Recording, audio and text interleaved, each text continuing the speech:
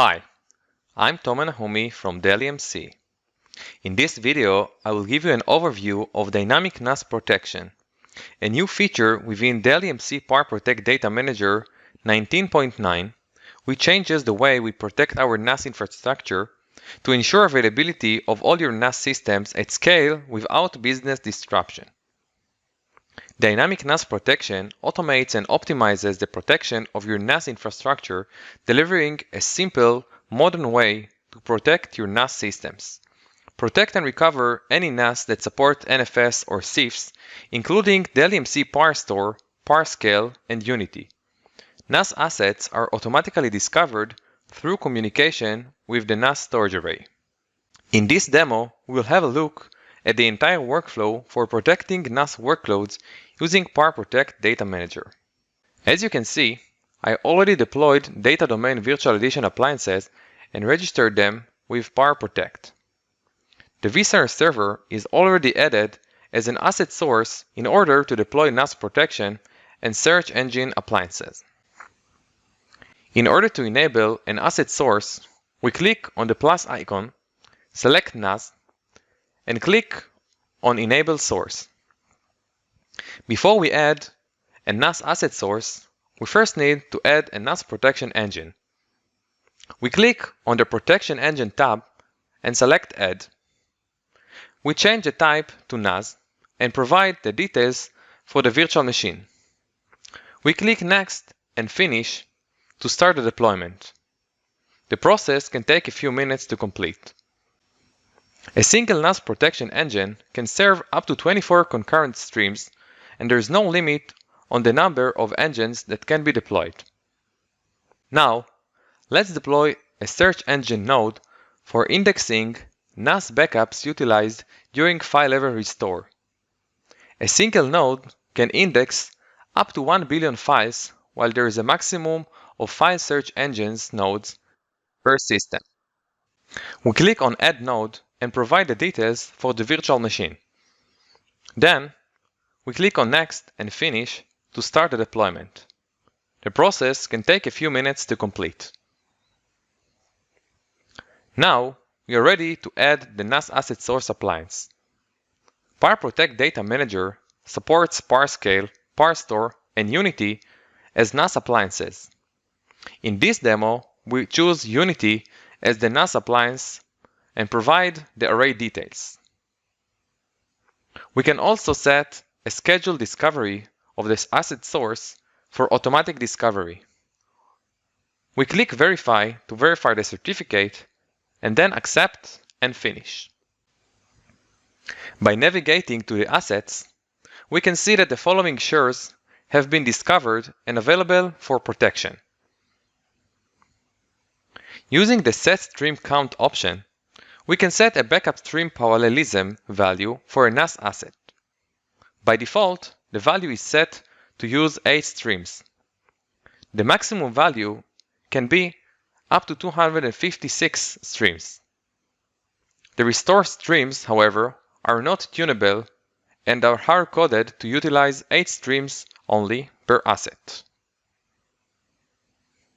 Now, let's add a generic NAS asset source that can be added from any NAS source which are not supported as an appliance.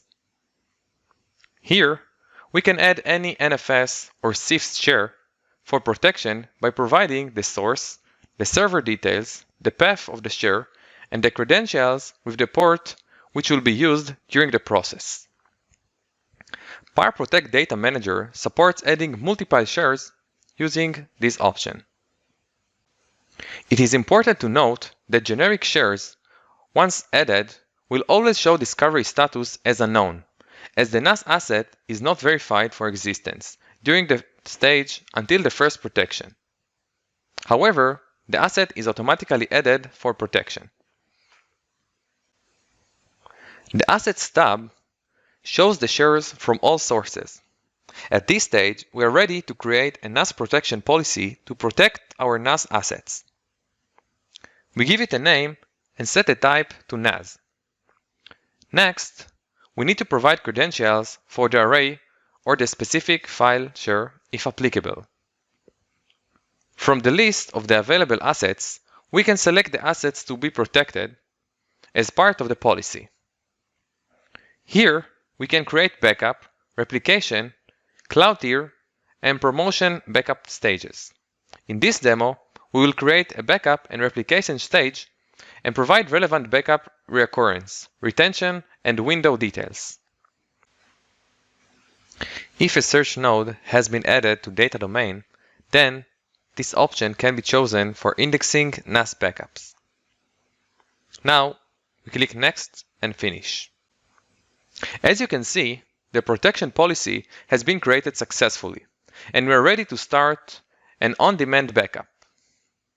We click on Protect Now, select all the assets, select the backup type, and click Next and Protect Now to start the backup job.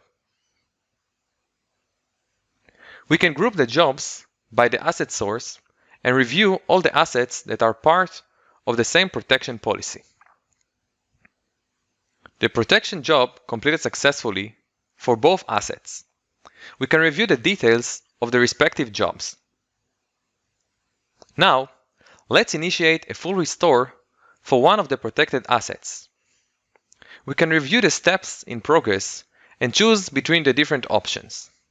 In this demo, we will restore to the original share. We select the share and click Restore. Here, we select the available protection copy to restore from, select the restore location, and click Next and Restore to start the job. The restore job completed successfully for the requested asset.